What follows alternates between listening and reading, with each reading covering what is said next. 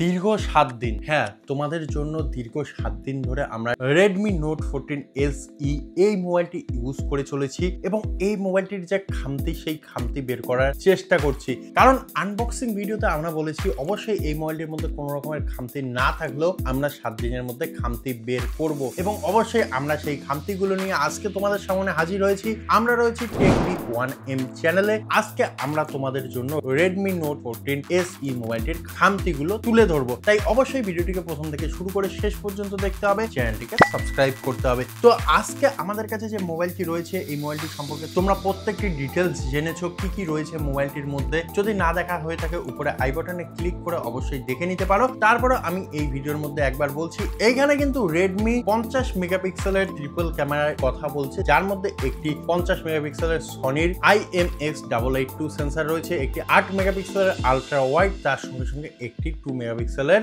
Macro সেন্সরের কথা বলছে। তো এই যে ক্যামেরাগুলি, এই ক্যামেরাগুলির কোয়ালিটি আমরা চেক করেছি এবং তার সঙ্গে সঙ্গে এইখানে যে 20 মেগাপিক্সেলের ফ্রন্ট ক্যামেরা বা সেলফি ক্যামেরার কথা বলছে সেটাও আমরা চেক করেছি। তো সবার প্রথমে 7025 আলট্রা প্রসেসরের কথা বলেছে, সেই প্রসেসরকে আমরা ইউজ করেছি, অর্থাৎ মোবাইলটি দিয়ে আমরা গেমিং করেছি এবং এর যে প্রসেসরের ক্ষমতা আমরা দেখেছি, তার সঙ্গে সঙ্গে এর ব্যাটারি লাইফ, ব্যাটারি চার্জ করতে কতক্ষণ লাগে এবং অবশ্যই এর মধ্যে যে LPDDR4X র্যামের কথা বলছে, 6GB র্যামের কথা, সেই র্যামকে ইউজ করেছি। অবশ্যই এইখানে যে ডিসপ্লের কথা বলছে 120 হার্টজের ফুল HD+ অ্যামোলেড ডিসপ্লে, সেই ডিসপ্লে কোয়ালিটি আমরা দেখেছি এবং ডিসপ্লেকে ইউজ করেছি। সমস্ত কিছুকে এইখানে ইউজ করা হয়েছে এবং সমস্ত কিছু যে ডিটেলস, সেই ডিটেলস নিয়ে আজকে আমরা তোমাদের সামনে হাজির। তো সবার প্রথমেই আসবো এর পারফরমেন্সে, অর্থাৎ ক্যামেরাতে। তো এই ক্যামেরার মাধ্যমে আমরা কিছু ফটো ক্লিক করেছি, সেই ফটোগুলো এখন তোমাদের সামনে রয়েছে এবং সেই ফটোগুলি এখন তোমরা দেখতে পাচ্ছ। তো এইখানে যে ফটোগুলি দেখলে সেই ফটোগুলির কোয়ালিটি কেমন সেটি কমেন্টে জানাও এবং এখন তোমরা স্ক্রিনের মধ্যে কিছু পোর্ট্রেট দেখতে পারবে যেগুলি এই মোবাইলের ক্যামেরার মাধ্যমে নেওয়া হয়েছে। পোর্ট্রেটগুলি তোমরা দেখলে এর কোয়ালিটি অবশ্যই কমেন্টে জানাবে, তার সঙ্গে সঙ্গে কেমন লাগলো সেটি কমেন্টে জানাবে এবং অবশ্যই এই যে ক্যামেরা দেওয়া হয়েছে অর্থাৎ রেয়ারে ট্রিপল ক্যামেরা দেওয়া হয়েছে, এর মাধ্যমে আমরা কয়েকটি ম্যাক্রো ফটো ক্লিক করেছি, সেই ম্যাক্রো ফটোগুলি এখন তোমরা স্ক্রিনের মধ্যে দেখতে পাচ্ছ। তো ম্যাক্রো ফটো দেখা হয়ে গেছে, এখন কয়েকটি ওয়াইড অ্যাঙ্গেল ফটো তোমরা দেখতে পাচ্ছ। তো এখন তোমরা স্ক্রিনের মধ্যে দেখতে পাচ্ছ এই মোবাইলটির দ্বারা ধারণ করা একটি ভিডিও।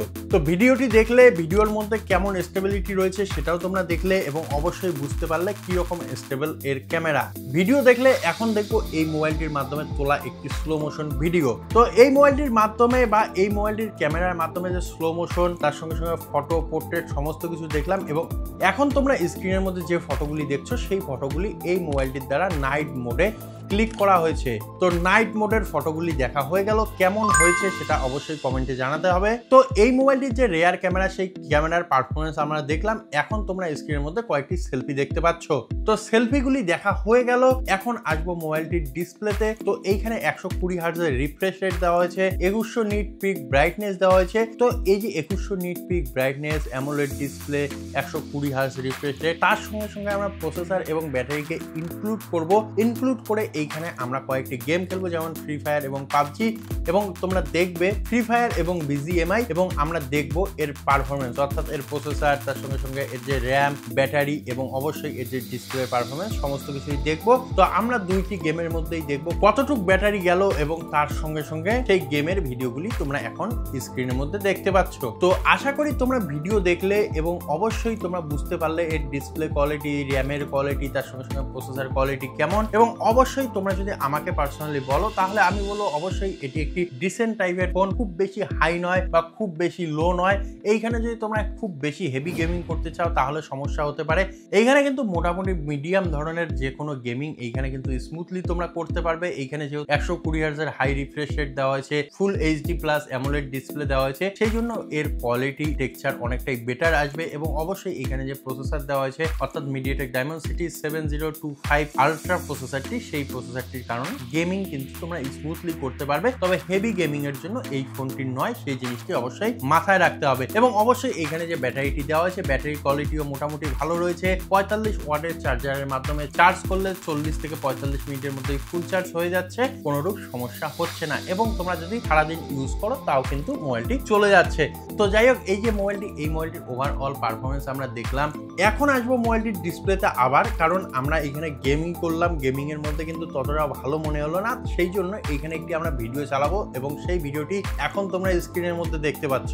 এর যে স্ক্রিনের কোয়ালিটি সেটি তোমরা দেখলে, তার সঙ্গে সঙ্গে এইখানে যে স্পিকার সেই স্পিকারকেও টেস্ট করবো, কারণ এইখানে কিন্তু ডুয়েল স্টেরিও স্পিকার এবং ডলবি অ্যাটমসের সাপোর্টের কথা বলছে রেডমি, সেই জন্য কিন্তু এইখানে অবশ্যই আমাদের স্পিকার টেস্ট করতে হবে।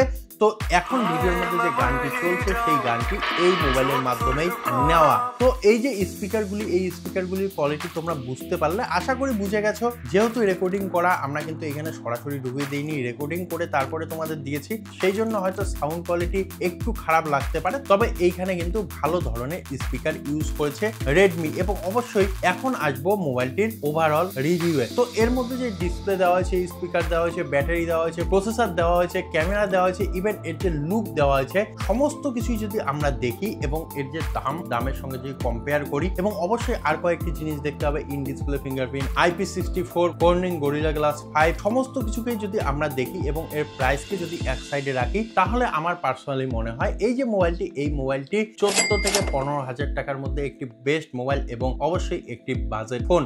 যারা 14 থেকে 15,000 টাকার মধ্যে একটি বেস্ট ফোন খুঁজছো, তাদের জন্য এটি একটি গুড চয়েস হতে পারে। তাই অবশ্যই এই মোবাইলটিকে পারচেস করতে পারো। ডেসক্রিপশনে লিঙ্ক দেওয়া থাকবে, সেইখানে গিয়ে, এবং অবশ্যই আমাদের চ্যানেলটিকেও সাবস্ক্রাইব করতে পারো আমাদের সাথে থাকার জন্য। তো আজকের ভিডিওটি এইখানেই সমাপ্ত করছি, দেখা হবে পরবর্তী ভিডিওতে। ধন্যবাদ।